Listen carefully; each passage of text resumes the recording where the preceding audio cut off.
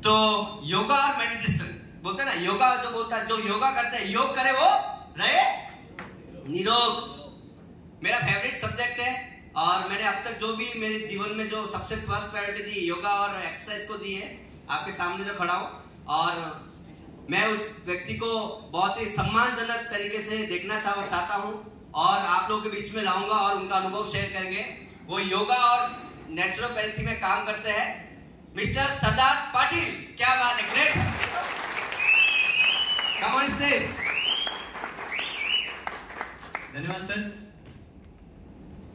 कोल्हापूर जिल्हा म्हटल्यानंतर थोडस मराठी भाषा प्रामुख्याने येते आणि काय हरकत नाही, सरांची सुद्धा परवानगी मिळाली मला।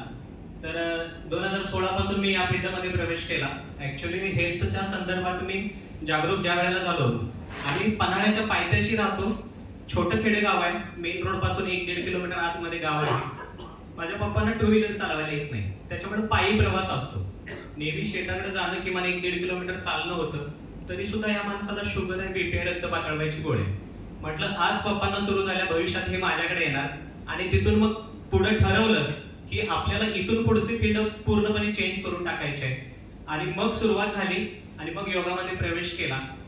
जिथं वाटत होतं कुणाचा तरी गणित चांगला असतो, कुणाचा मराठी चांगला असतो, कोण स्पोर्ट मध्ये चांगला असतो, पण मला असं वाटायचं की माझा कुठलाच गेम चांगला नाही, ना अभ्यासात फर्स्ट रँक अचीव करू शकतो, ना कुठल्या स्पोर्ट मध्ये करू शकतो।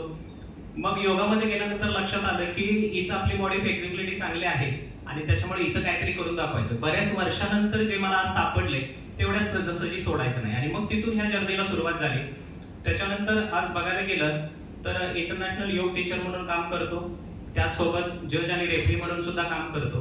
हे सगळं करत असताना मी क्लासेस सुरू केले, आणि घरची मात्र काय करायला तयार नाही, ना पप्पा करायला तयार आहेत, नाही माझी मिसेस करायला तयार आहे, आई बाकीची कोणच घरची करणार। मग डॉक्टर मेडिकल वाली सगळी माझ्याकडे योगासाठी येतात, पण घरची करत नाही। त्याच्यानंतर मग नॅचरोपॅथी पण केलं, आणि हे करत असताना न्यूट्रिशन पण केलं। त्याच्यानंतर लक्षात आलं की बाहेरचं स्वरूप अतिशय बिघडलेलं आहे। असं म्हणतात की पृथ्वीवर, म्हणतात कशाला आहेच ते, पृथ्वीवर 71% पाणी आहे, 70% पाणी आपल्या शरीरात आहे। इथं आल्यानंतर अजून जास्त प्रकर्षानं जाणवलं की कुठल्या ऑर्गन मध्ये किती पर्सेंटेज पाणी काम करतं। आणि मग लक्षात आलं की बाहेरचं पाणी खराब झालंय म्हणून आतलं पाणी खराब झालंय, आणि ते पाणी जर बदलायचं असेल तर त्याच्यासाठी आपल्याला पाणी बदलायला पाहिजे।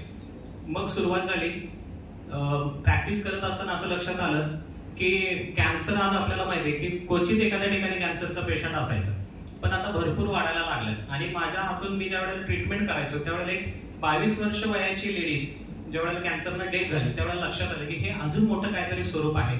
माझ्या हातून म्हणण्यापेक्षा मी ज्या वेळेला त्यांना फिजिओथेरपी करायसाठी जात होतो, कारण सर 3ऱ्या वेळेला त्यांना स्ट्रोक बसला आणि त्याच्यामध्ये केमो वगैरे सगळं चालू होतं। ऑपरेट 3 वेळा झालं आणि 3ऱ्या नंतर झालं इतकं बिघडलं की त्यांची लहान मुलगी होती 2.5 वर्षाची, 2.5 वर्षाची, कोरोना नंतर पुण्यानंतर ते गावी आले होते, आणि मग हे सुरू झालं।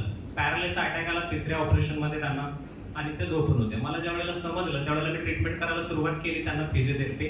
मी म्हटलं सर हे आता शेवटच्या स्टेजला आणि आपल्याकडनं काय होईल असं वाटत नाही। ते म्हणजे आमची इच्छा आहे सर की आमच्या हातून शेवटचा प्रयत्न राहायला नको, म्हणून तुम्ही एकदा ट्रीटमेंट करायला सुरुवात करा। आणि 4थ्या-5व्या दिवशी ती डेथ झाली त्याची। मग त्यावेळेला मला शॉक बसला की आज माझे पप्पा शुगर पेशंट आहेत, बीपी आहे, भविष्यात हे आमच्या घरात सुद्धा येणार आहे, आणि ह्याचं स्वरूप अतिशय भयानक असणार आहे, त्याला आपण थांबवू शकत नाही। मग ह्याच्यासाठी काहीतरी वेगळं करायला पाहिजे। योगायोगानं सोपान सरांनी याची सुरुवात केली, आणि सुधीर सरांनी त्यांना ते मार्गदर्शन भेटायला सुरुवात झालं। बाकीचे तांबे सर आहेत, सोनवणे सरांची तर अजून छान मदत झाली, कारण की काही पेशंट भेटले तर आम्ही पहिलं त्यांना फोन करून विचारतो की सर असं असं आहे, काय क्रिटिकल कंडिशन मध्ये वरच्या लोकांना विचारायला लागतं की नेमकं आपण कसं हँडल करू शकतो, आणि ती सुरुवात झाली। त्याच्यामुळं इतकं तुफान पद्धतीनं हे पाणी काम करतं। पाणी म्हणण्यापेक्षा आम्ही त्याला अमृतच म्हणतो, कारण अमृताची बरोबरी करणारे हे डिव्हाइस आमच्या हाती सापडले, आणि निश्चितच त्याचा फायदा आपल्याला जास्त होईल। आयुर्वेदामध्ये एक सूत्र आहे, भोजनांते पिबेत तक्रम, दिनांतेच पिबेत पयहा, निशांतेच पिबेत वारी, तत वैद्यस्य किं प्रयोजन। सकाळच्या जेवणानंतर ताक भरपूर प्या, रात्रीच्या जेवणानंतर दूध प्या, आणि रात्रीचा शेवट होतो म्हणजे पहाटे तुम्ही पाणी भरपूर प्या, ज्याच्यामुळे काय होईल, डॉक्टरकडे आपल्याला म्हणजे वैद्याकडे कमीत कमी जायची गरज भासेल। पण इथं एक सांगतो, सकाळी उठल्यापासून रात्री झोपेपर्यंत जर आपण फक्त पाणी प्यायला सुरुवात केली तर आयुर्वेदाचं हे सूत्र आपल्याला लागू पडतं, आणि पाणी सगळ्यावरती रामबाण उपाय म्हणून काम करतं, आणि ते 100% आपल्याला जीवनदायिनी म्हणून हे काम करण्याचं भाग्य आपल्याला मिळाले. त्याच्यासाठी मी म्हणतो सर, आम्हाला लोकांना कन्व्हिन्स करायची गरज पडायला नको, कारण इतकं जबरदस्त पद्धतीने ते काम करतं. आपल्याला फक्त सांगायचं आहे, त्यांना समजून द्यायचं की हे खरंच आम्ही याच्यात कुठलं मार्केटिंग फील्ड करत नाही, पण आज याची गरज आहे आणि हे जास्तीत जास्त लोकांच्या पर्यंत पोहोचलं पाहिजे. Thank you sir. Thank you sir, thank you. बहुत बहुत जोरदार तालियां सर के लिए. ये